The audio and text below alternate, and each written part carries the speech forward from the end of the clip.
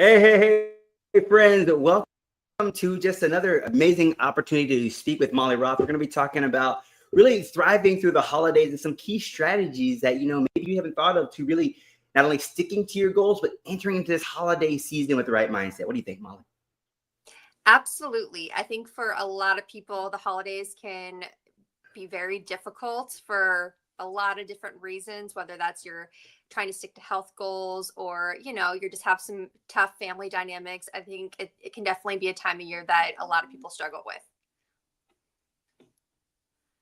Yes, 100% agree. I know it's the first thing I thought about. I'm like, where am I going to go I'm like, that's the first thing. The holidays come up. Your family starts asking, what are the plans? What are the things that are going to come up? And at that same time, maybe you're at this point of your fitness goal where you have set some goals for yourself, you set some expectations for yourself, or maybe factors entering into this holiday season. So that's kind of where we want to give you some strategies to enter with some clarity, and to maybe grounding yourself on your goal still.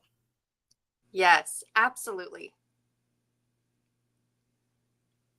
Yes. So I mean, the first thing I think about, okay, what's the first thing that happens when Thanksgiving happens, right?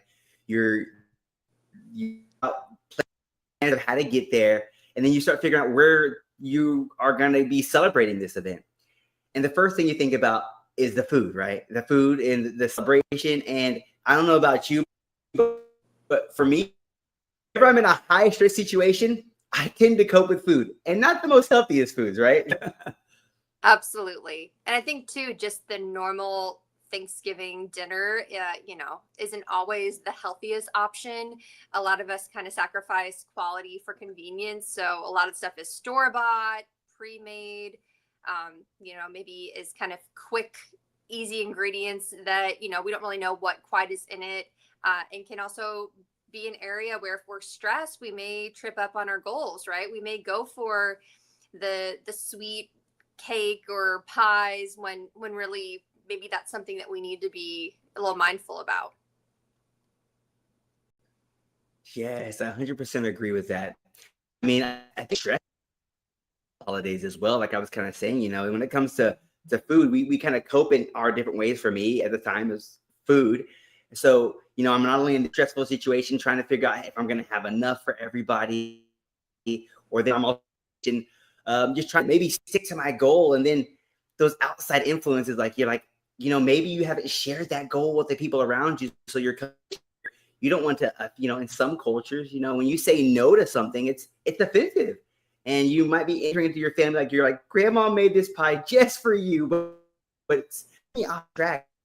What are some things you think there that I can, healthily set maybe a boundary, but stay on the goal as well? Yeah, I think one great idea that I've been talking about with my family is for each of us to bring our favorite meal or favorite food item, or something that we just enjoy eating to share with our family.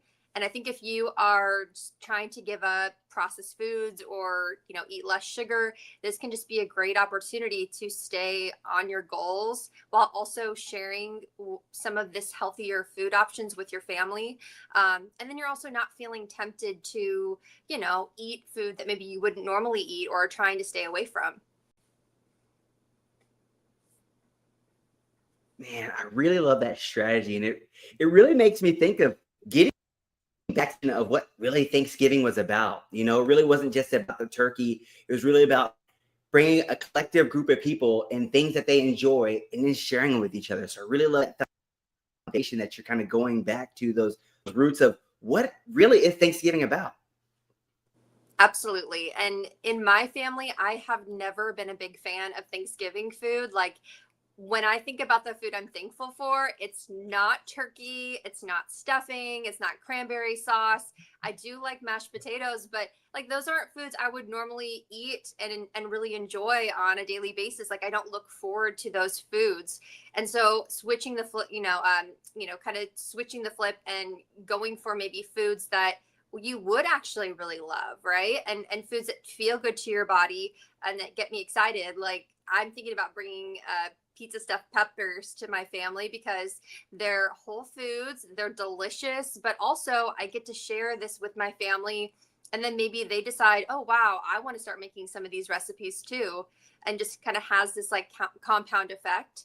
Um, and I think we can just shift our mindset of Thanksgiving having to be a certain way, it has to be certain foods to no, this is just, I get to share a meal with people that I really love and care about.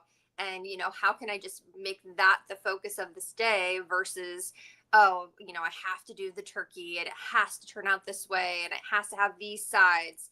And it kind of sidetracks the whole day and the whole purpose of Thanksgiving. Man, I love that strategy. And I love the strategy that you're saying, like, hey, you know what? It's that ripple effect that you can have by just bringing that healthier option. But it's really that gift of giving something that you enjoy as well, right?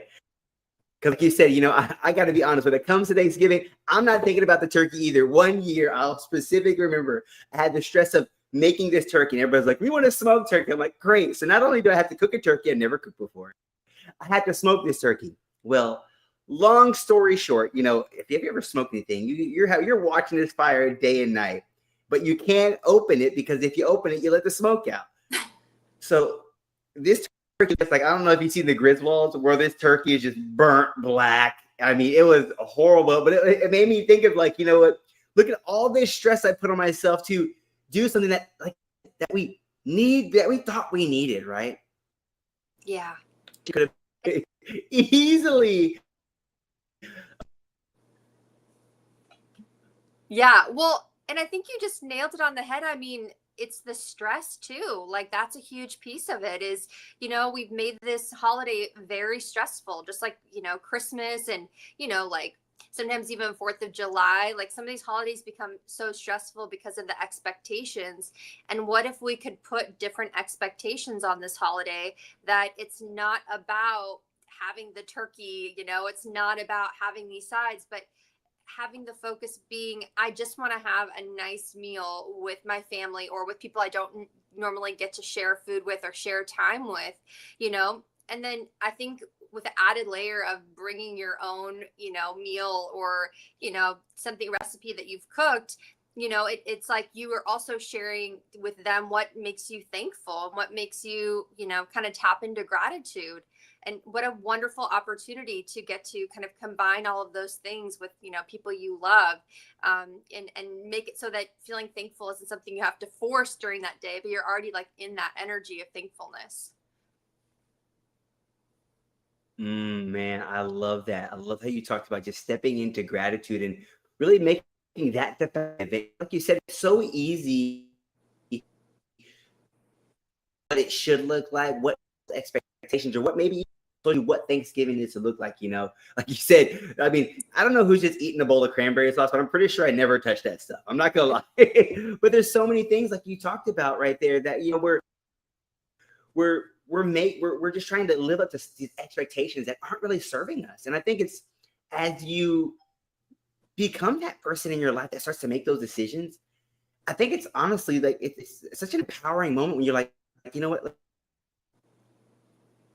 Thanksgiving is sharing and sitting around our family. I don't know about you, but sitting and down at the table isn't something that normally gets to happen with every single person. So making this moment so much bigger than just about food, but making it about coming together and sharing, I love that. Yeah, I think so too. I think that's definitely something that's missing from our modern families is people just don't really sit down to have meals anymore. You go to a restaurant and 90% of people are on their devices, right? They're totally checked out, they're not present, and I think that's like another thing, another tip is how can we be more present with these people that we don't really get to spend a lot of time with, and that's where the intention that I want to be present with these people, and finding ways to eliminate distractions, so maybe collecting everyone's cell phone, and putting it in a little box before the meal. So nobody's like checking their phone or pulling their phone out or, the temptation isn't there anymore. Really love that strategy because you're like most people deep, you're gonna check, you know media or scroll on social media. But I love that strategy of setting the intention to remove the distractions. I'm just hoping you're going to have those moments, and I think that's a great strategy, like removing the phone. For me, kind of something I like to do is add a board game, a game aspect, something that we can all enjoy. Like who's last time you played a board game? Usually rainy days, right? But a game where we can all interact. Maybe it's like charades or it's one of those fun games that really gets everybody laughing and just interacting without having maybe pull the entertainment aspect. Absolutely. I love that idea. And I think that also play is a way to activate our parasympathetic nervous system, which, if you do this after a meal or even before a meal, you're going to digest your food better. So I think even just in, the nutrition Oh, and health world, that, being in a playful state, being in a calmer state is only going to serve you, and it's going to help mitigate stress, right? You're going to help your body feel less stressed when you're in a playful state. So a board game, some families like to do charades and do, those kind of games. Even watching like a funny movie can be, just a great way to connect. And I know a lot of it's going to depend on where you live. For some people, they can go outside and be more active during Thanksgiving because they live in an area that doesn't get cold. And then other people, they're kind of limited to indoor activities. A group walk, I know it sounds really weird. That can even be just a great way to kind of activate that parasympathetic state after a meal. That's also going to help with your blood sugar regulation. There's studies that are like a 10-minute walk after a meal can actually help your blood sugar from spiking. So going on a walk can kind of, check a lot of different boxes and really help, just with stress and digestion and all of that. love that. I love that. That's a great, that's an easy way to get everything there from the ovens and everything being baked because it's going to help your metabolism. I really love something you said there is really setting that intention. You gave us that strategy about, how maybe collecting the phones. Is there any other ideas or little tips that you can, I love how can we set the intention? Would you you're safely in a place where you're finding a whole bunch of people with a bunch of different, places? How would you kind of implement that? Yeah. So ways that we can kind of handle stress in an intentional kind of state of mind. One thing I'm thinking about is holidays are always, geared towards alcohol, like Thanksgiving is one of those holidays where it's almost expected that people are going to drink a little too much, maybe even watch a game and drink a little too much beer. And if you're really kind of getting serious about your health goals, you might bring some alcohol alternatives like a mocktail or a different kind of beverage, just so that, you're already setting the intention that the focus of this meal is not going to be, just indulging in everything, but that you can still kind of participate, without having to like lose track of all of your goals. So that could also be something you can share with your family. There's tons of companies that do mocktails now. You can get at your local grocery store. Here in Texas, Kin Euphorics is a really cool brand that has these little kind of little mocktail cans. But there's ones that have like rosé, have like, margaritas. And of course, there's like the non-alcoholic beers and everything like that. But that in itself can kind of take, the alcohol off the table, because alcohol, if is essentially sugar, and is going to make you kind of continue to crave more and more sugar. And also it's going to kind of like dull your inhibitions, whereas you would normally maybe not reach for that like third slice of pie. When you've been drinking, you're like, yeah, I want a third slice of pie. That sounds great. So it's kind of a way for you to take back control while also not sacrificing, indulging in a way, sharing alcohol, a drink, but not having to actually have the alcohol. So that might be one kind of intentional way you can mitigate that stress, but also stick to your goals, and kind of hold on to control over your inhibitions. Mm, I love that. So you're saying I can. Yeah, absolutely. All right, perfect.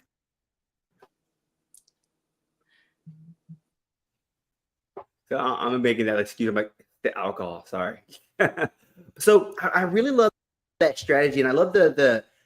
I feel like it really empowers you what you said right there because it's a lot of choices that we make, and I think many times we find ourselves in situations where we almost make the things that are opposite of what we truly need for ourselves, but not necessarily to pull me out of the game, but I can still enjoy myself, but in healthier alternative ways. And I love that you talked about, there's mocktails and there's these things like, hey, Sam, I have these goals and I don't want to feel left out. Because I think one of our greatest human needs is, to avoid season, but still, stick on my goals at the same time. Absolutely. I mean, I think alcohol in itself is a very social, it's a social drink. And that is a lot of ways adults connect is, over a beer or a glass of wine. And so it's not to rob you of that experience, but finding ways that you can stick with your goals, still be a part of the group, feeling like you're still kind of checking that box and you're still a part of things, without just sitting there with like a glass of water and feeling like everyone else is getting to have, a fun drink or, their glass of wine or a beer. I know for me personally, I haven't always been into cooking. I haven't always been into uh, whole foods or healthy living. And that, on my Instagram, I'm always just posting recipes that, are easy for just the average person because I don't consider myself to be like a gourmet cook. I don't have any cooking training. And so I'm put my whole goal in like posting recipes on my Instagram is so it's relatable. So people can see that anyone can make these small little shifts in the way that they cook and the way that they approach food. And I think that if we can do that, it's going to be more sustainable over time.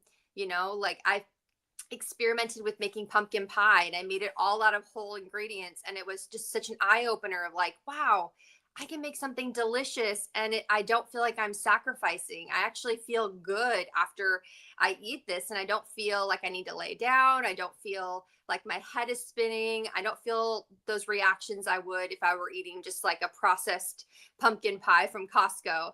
And I think if we can shift our mindset when towards food, that food can actually still taste good and be good for our body. I mean, that just changes the game. You never want to go back after you see that there you can feel really good just eating real food and you're not sacrificing flavor or taste or desire, but that there are ways that you can meet those that aren't you're not sacrificing too much.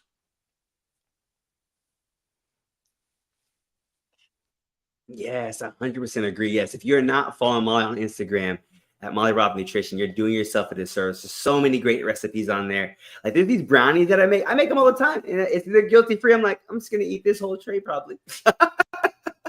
I mean, but you But could they're so good. you could eat the whole tray because you know they're all whole ingredients, but also like those brownies I can literally only have a couple because they're so filling, they're so dense, like you literally can't eat more versus if I just get brownies from HEB, I probably could demolish an entire plate and still be hungry afterwards because there's nothing in there that is serving my body and telling me that I'm full because it's all just chemicals and processed sugar. But like a real brownie that's made right, like real ingredients, that instead of using sugar you're using something like honey or maple syrup, your body actually can use those ingredients and you're going to get those signals that you're satiated and full, which is just a completely different experience. I mean, think about going to Thanksgiving and you're eating food that feels good to your body. You're getting those cues early on that you're full, right? You don't feel sluggish afterwards, or that you need to take that nap that a lot they talk about, on Thanksgiving, to take the nap afterwards, but you actually just feel good in your body, and how that could maybe shift how you show up for your family and for your friends. I mean, that would just be a game changer.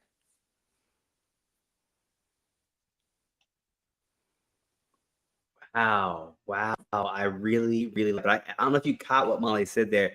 She said when you start eating those foods that have those zero, nutrients to them, how your brain responds of not, feeling full. Now, maybe that's like why you can eat the whole bag of chips, because there's no nutritional value. But I love how you said, like, when you start eating these foods that are whole food and things that your body recognizes as nutrients, how you do feel fuller. And it's funny you say that, because like when I eat those, you're right. I can't eat the whole tray, but like I'm quick. I'm like, oh, because so, but it's crazy how why maybe your calorie chemical filled foods, why can I eat the whole tray?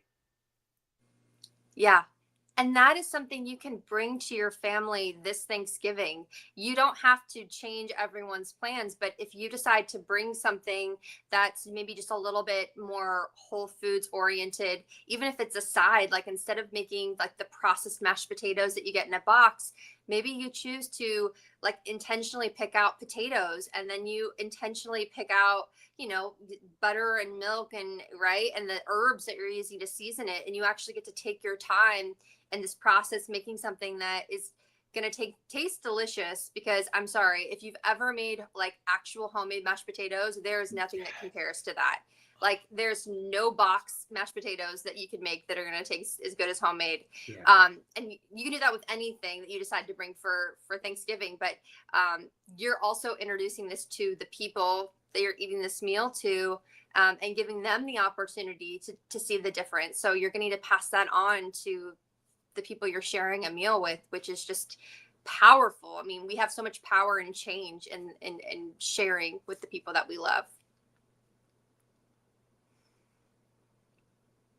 Man, I love what you said there. We have so much change when we share with the people we love, and I think that's just a powerful statement. Thanksgiving is about, what is there about, when you come to, and I love how you said that there's so much power in it. And I think many times we give that power away, like you said, and we give it so much away when it comes to the thing that matters the most. But I love really how you brought that mind and food connection in there, because you find yourself stressing yourself out with processed food, and then wonder why you're a little bit more, why you just keep overindulging.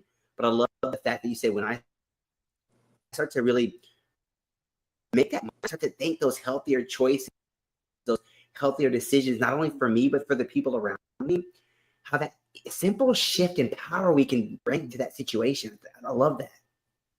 Yeah, absolutely. And I think that love just compounds when we share it with others. And I mean, when it comes to food, you can really taste the love in the food, And I don't know about you, but like when I eat food that's processed, like it doesn't hit the same way as food that I know I've made by hand, or others have made, by hand for me. It's just you can taste it and in the food.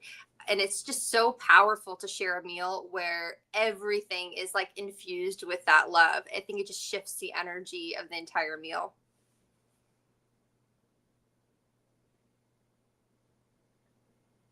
Yes, I 100% agree. Like some people, food has all the flavor, right?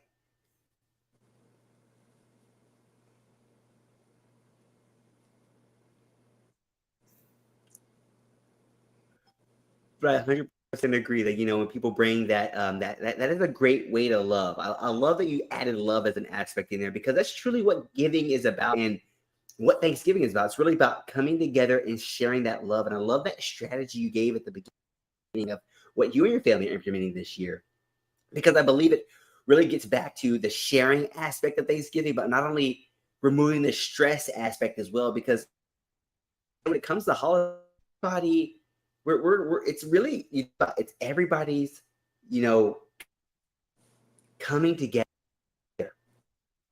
someone else's expectations.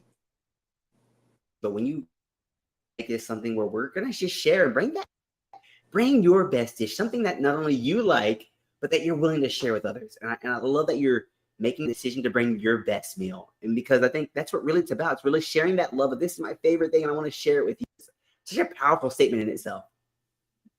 Yeah. Well, and it starts with you, right? It's that self-love that then gets spread outward, and I think when we are loving ourselves, then we are filling our cup up and we have more to give to others. And just what a great modeling of behavior. And then also just what a great way to show the people around us that we love them. And I think we forget that. I think that holidays in general can be almost self-sacrificing, right? That's the expectation, is there's a self-sacrificing aspect to it. But honestly, if we could just shift the perspective to, I'm going to love myself in this holiday and then I'm going to give from that place, we would probably make such different decisions on how we are approaching gifts and the get-togethers that we're choosing to go to, and parties. I think it would shift a lot for people. But we don't normally think about holidays as I'm going to love myself. A lot of times it's going to be, oh, okay, I know I'm going to this event and I'm going to have to sacrifice and I'm going to have to, be polite and, drink this and eat this. And so we were kind of not thinking about ourselves, and from that place, we're not going to make the best decisions. From a place of not loving ourselves, we're going to choose the unhealthy options. We're going to choose alcohol. We're going to choose whatever we need to cope, because our system is already telling us that, we're not in a state of love. We haven't loved ourselves first.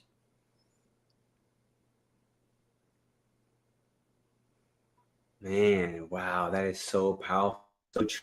You can see it in your own situation.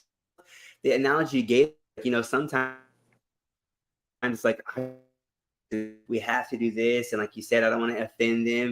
Like I'll never forget this trip. My friend, he went to Egypt on a trip, and he's like family members, and each house has what we would consider a Thanksgiving meal at it.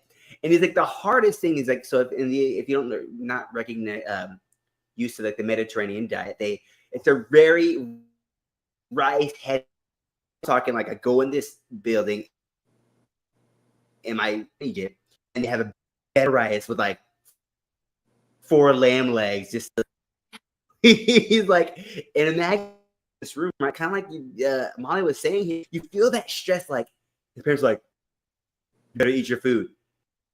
And so the relatives are like, oh, we haven't seen you in years. They make him a plate, and the plate's like mountain full of food. They want to just dump all this food on him. He's like, he was saying that the first house are like full. It's just like, oh, jamming this food on. But it's that he's like, it was funny. The reason I say this story is because it's funny. Is like the 4th house food, same lamb leg. And his brother's like, I don't want to eat anymore. They just started crying. Many of us feel that same, trying to please others, but not really caring for ourselves. And I love that aspect that you said, because it's so important. It's so easily given away because it's so socially acceptable to. This is your family. You're supposed to put yourself last. I love. I can still honoring myself and honoring you. Absolutely. I mean, I think it has to start with honoring ourselves, because otherwise it's not even coming from a genuine place. I think anything that requires us to sacrifice loving ourselves is not authentic, right? Is not going to be aligned with who we are. And there are cultural differences, definitely cultures where, you're required to kind of clean your plate.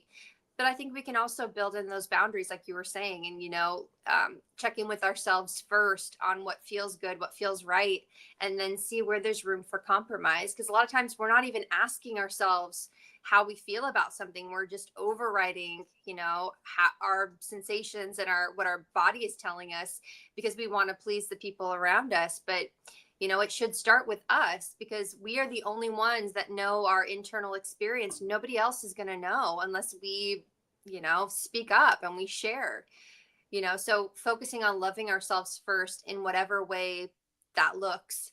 For some families, it may be we don't spend time together during the holidays because maybe that's just not a healthy dynamic. But if I'm checking in with myself first and making sure I am taking care of me first, I'm going to make better decisions when it comes to holidays and parties and gifts and everything that surrounds the holidays.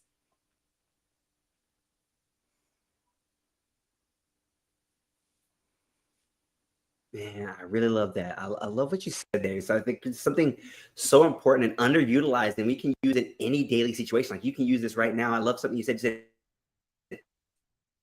checking in with of life is just really identifying where you're at, but most importantly, where you want to be. Are there any key strategies, Mala, that you a great way for somebody that's maybe like, you know what, how would I check with myself? What are some great questions or some chat there? Yeah.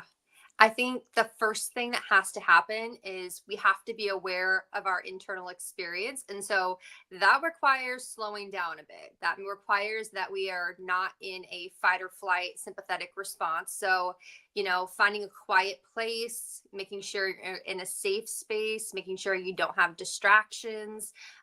For some people, that may even be going on a walk. Being outside, you have so many different cues and reminders of safety that are activating your five senses in your body. So, first and foremost, getting grounded, getting centered, quieting your brain a bit. And it doesn't have to be meditation. For a lot of people, that's really difficult to get into a meditative state, but to just get your nervous system into a calmer state. And if you're not sure if your nervous system is calm, you could ask yourself, do I feel safe in this moment? Mhm. You can also check your heart rate to see what your resting heart rate is. You can just, do the fingers on the wrist. You can take some deep breaths and making sure that your breathing is deep and it's not like those shallow kind of short breaths. And then once you're kind of in that regulated state, is asking yourself, these are the words I've been told that really work for me. When it comes to anything I'm trying to decide what I want to do, I ask myself, does this feel like shackles on or shackles off? And so what that means is, does this thing that I'm asking myself if I want to do or participate in, does it make me feel like shackles on, which is constricted, almost like you think of like a prisoner obligation? Often it makes you feel really heavy. You're kind of like, ugh, that feeling is not something that your body is telling you it wants to do. And so if something is giving you that feeling, that to me is a no. And then shackles off is freedom, abundance. You're going to feel light in your body. You're going to feel excitement, energy, right? It's like the exact opposite. It's almost like, a burst of a star, right? Or like a sunburst, right? It feels really expansive and abundant. And so to me, that is a yes. And so not everything is going to be a yes or no, but most of the time it is, because I'm just going to be checking in with myself, asking myself, do I really want to do this thing? If it's a shackles on, I'm probably not going to do it unless I have to do it, right? And then if I have to do it, I'm going to find a way that I can still feel the shackles off even in doing that thing. So like maybe you have to go to Thanksgiving because whatever reason, right? You just have to go. So, how can I find ways to create a shackles off experience while in Thanksgiving? So, maybe that's going to be, I'm going to take breaks during this Thanksgiving dinner and go on a walk, call a friend, maybe even do like a little guided meditation or some deep breathing. Maybe I'm going to make the intention that I'm going to keep my opinions to myself during Thanksgiving. And that's going to be the best way that I can have the shackles off feeling. Maybe it's going to be, I'm going to choose nutritious food. I'm going to not drink alcohol. I'm going to bring my own kind of alcohol substitute. But that's just like one example, right, of how we can still be taking care of ourselves, even when our body's telling us we really don't want to do this thing. But the more you build that muscle of awareness, you're not going to have to go through a whole thing to feel it. It'll just be there. But to first get there, you have to quiet your body down first, ask those questions, and then really check into how your body's responding, if it feels like the shackles on or shackles off. And to me, those words just seem kind of the easiest to really feel into. And there may be some different words that work for you, but for me, those are very tangible feelings. I'm like, oh yeah, that definitely feels like a shackles on. I feel very like, ugh, that doesn't feel good. And then that definitely feels like a shackles off. I can feel that in my body.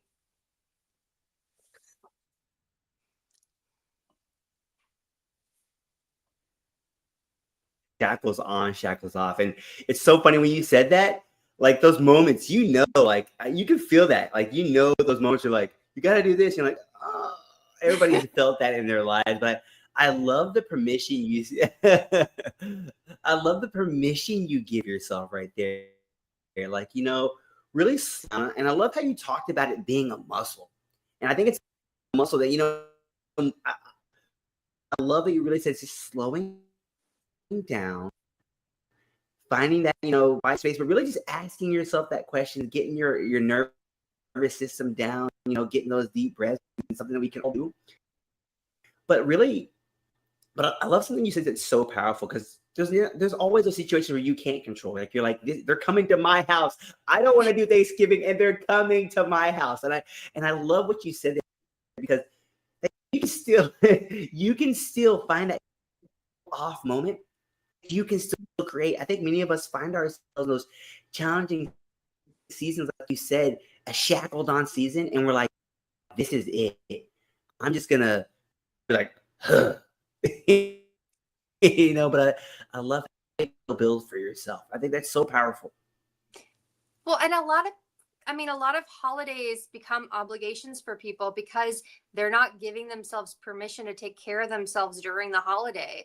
And maybe it isn't that you don't like Thanksgiving or Christmas, but it's just that you're not taking care of yourself in those holidays. And now it's making you have this association that you're going to have to totally sacrifice everything during this holiday. And, maybe it is just the holiday that you just don't like, but also maybe there's a chance you can do something different for Thanksgiving and Christmas and any of the other holidays you celebrate, and just change your relationship with them. Maybe they end up being times where you actually really look forward and get excited like you were when you were a kid, because you've changed your relationship to the expectations and how you're going to show up, and make the intention that I'm going to take care of myself in this holiday however I need to, and that's going to be okay, and I'm giving permission to all of people who are around me to do the same thing.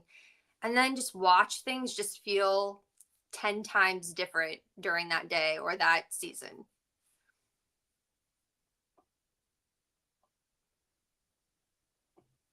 Of that, entering in with a new mindset. I mean, who thinks about that? Entering into a new mindset in that holiday, because you're right. It could very well not be to situate with the holiday. Like, I hate the same feeling of, that, like you, Molly, has mentioned earlier, like that shackled on moment. But I love how you said that you can change this. Like, I think that's the most important thing. Obviously, if you're not a kid, you don't really have that much control. But if you're an adult, find yourself in this spiraling circle of, man, I hate the holidays, always a stressful season.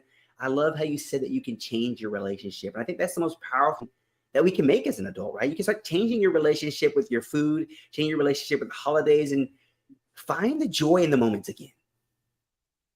Absolutely. Finding the joy. And I would argue kids can do this too. They don't have a lot of control, but you can choose how you want to perceive situations. And there's going to be little choices that you're going to have in every moment of that day, So if you're a teenager and you're, having to go and participate in family dinner, but you don't want to be there, there's going to be little choices in that dinner that you're going to have, And let's say, mom says something that really gets under your skin.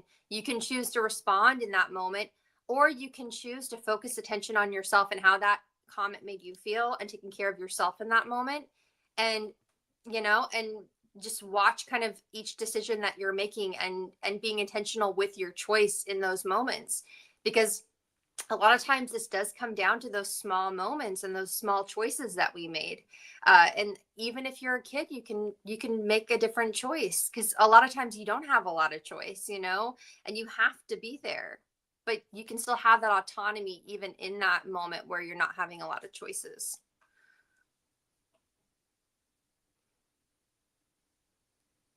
Man, I think that's the most powerful thing, like you said, is just choose. You can choose how you respond. I think that's a powerful thing right there. I think many of us feel like, if this happens, I'm going to do this. If this happens, I'm going to do this. I love how you said that. You know what? I can make those little choices each and every second. I can choose how others perceive I should respond. And I love that. Finding that safe place for yourself. but not only setting that intention for yourself. I think that's such a powerful decision, especially during the holidays when, you're like, Uncle Steve always gets mad, but Uncle Steve this time has been around the blocks. He can choose how he responds, and so can you choose how you treat him as well. Yeah, there's a great book called Man's Search for Meaning, and it's by Viktor Frankl. And it talks about he was in one of the internment camps during the Holocaust. And he was talking about kind of how he survived that experience. And there was all the people that were around him were dying, and he had no choices. I mean, they weren't being given a lot of food. The conditions were terrible, but he attributes kind of how he made it through that by what he chose to focus on during those experiences. All the other people around him were choosing to focus on death, and there was a lot of fear. And for him, he chose to focus on his wife and just the love that he has for her. And it was just that shift in perspective that he attributes kind of his getting through that experience. And it's a very powerful book, but it really shows you, like, even in dire circumstances where all of your choices have been taken away, you still have a choice. Like, you still have a choice of how you are going to perceive your circumstances. And I think we forget that. We forget that where we focus our attention becomes our intention. And if I want to focus on fear and illness and despair, that is your intention that you are setting for that experience. But just in the flip, if I focus on love and abundance and hope, my intention becomes love, abundance, and hope. And that is powerful, and that will directly impact your physical experience in your life. Ooh, whoa, that was awesome. Did you just say, so where my attention goes, my intention, where my, can you say that again, please? Yeah. Just one more time, the people in the back. So where I put my attention becomes my intention.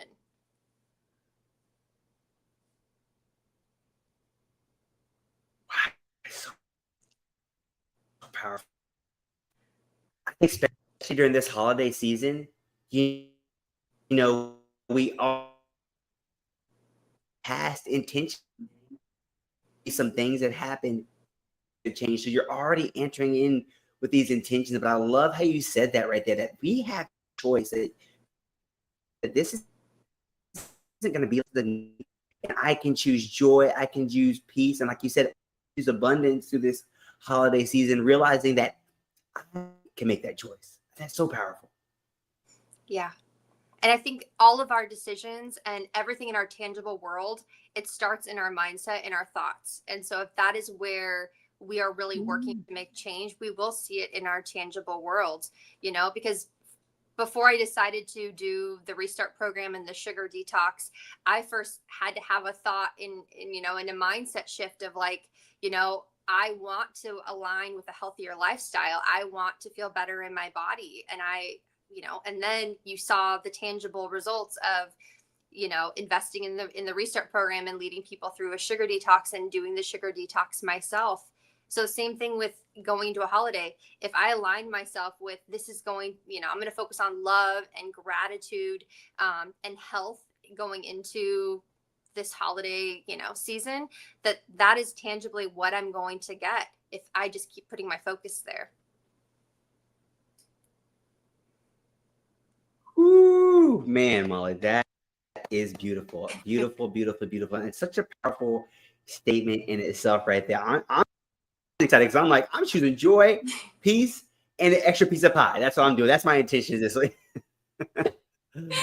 Yes, and don't use the holiday as a reason to also, like, deprive yourself. You're allowed to indulge in all the things that you want to eat. It's just when it gets to that level of, it's not coming from a place of love, that I think it becomes really problematic. So it's a balance. And we talked about that last time of, like, just making small changes that are sustainable, not depriving yourself. The goal isn't to punish yourself. And food is a way that people come together as a community, and not depriving yourself of that experience too.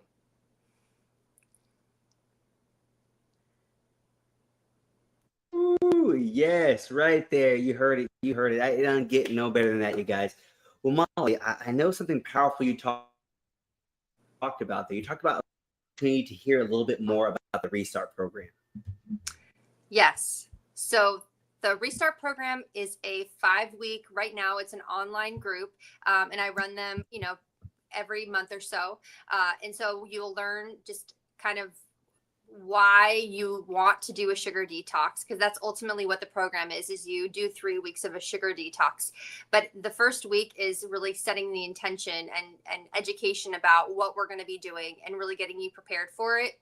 And then you're doing 3 weeks of a sugar detox, where then you're learning about what's happening in your body, also learning kind of about fats and proteins and carbohydrates.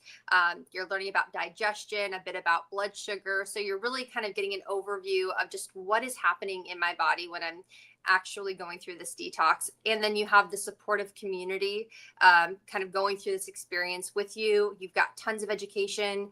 I have tons of recipes that, I've really created to kind of help support this group. And you also have the accountability every week. So I think it's just been really phenomenal to see the changes that people have noticed, because you take a little questionnaire before and after, and just to see kind of the symptoms that people were having before and just how they've shifted to the end, like things that people didn't attribute to sugar and processed foods, like symptoms went away. And one of the main one is just digestion and how they're feeling in their gut and just having less inflammation. So I love this program. I went through it myself, so I could say I know what it feels like. The first week is really tough, but getting to lean on the members of the group it really helped to get through it. So I know Sam went through it as well. And, if you want to say a couple words of how you felt afterwards.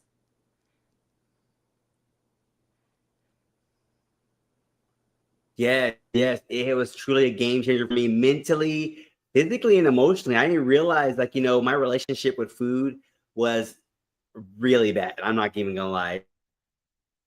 And it really allowed me to find stuff I had no idea. Like, talk about proteins. We learned a lot about nutrition as well. It wasn't just like, do a detox. It was like about why I need to eat these foods. It wasn't just like eat this and that's it. No, it's eat this and this is why you want to eat this. And like she said, that first week was tough, but it was so powerful knowing that I wasn't doing it alone. And that's what really helped me persevere. I'm like, I know I'm not doing this alone, and I know I'm doing it right, because we all feel like trash right now. But it was such a I had been in the wellness industry for such a long time, and nutrition is something honestly I struggled with.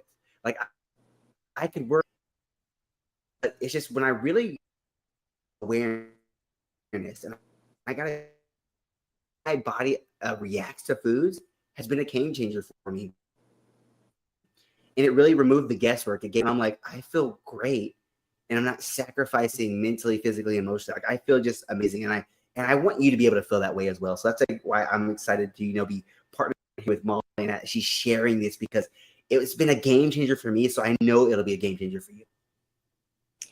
Absolutely. And if anyone is just starting off their journey of health and wellness and want somewhere to start, I highly recommend, because so many of our symptoms and issues, and I mean ones you wouldn't even think that are related to sugar, are related to sugar and just processed foods. And in, like, even just like pain in your body, like chronic pain, could be relieved just by cutting off sugar and processed foods. So if you're just starting out, this program is designed for that, and you can go through it as many times as you want. Like I'm probably going to go through it again myself, just to kind of keep digging deeper into health and wellness. So it's a great just kind of starter if you're just kind of starting this journey and wanting some support. Yes, yes. So what I'm gonna do is I'm gonna put all these links, our Instagram, Molly Roth, new amazing recipes. Link down to that Restart program as well. I'm super thankful for you guys who joined us. But Molly, any closing words of motivation before if somebody just jumped on in here and is like, just if we leave anybody with a little bit of motivation. I think the most powerful, and I keep kind of shaving off layers of this too, is just where you put your attention becomes your intention. So literally where your thoughts are driving you, if you think of like driving on a road and your car is your attention, it's like where you decide to look on that road, your car is going to follow. And if you keep going into the metaphorical ditches, it's because you are taking your attention to the ditch, right? And so we want to drive our car forward and clear path. And Mm. so where your attention goes, that is where your intention will be. And that's where you're going to drive your car. So just drive the car where you actually want to go. You know, we have control over that.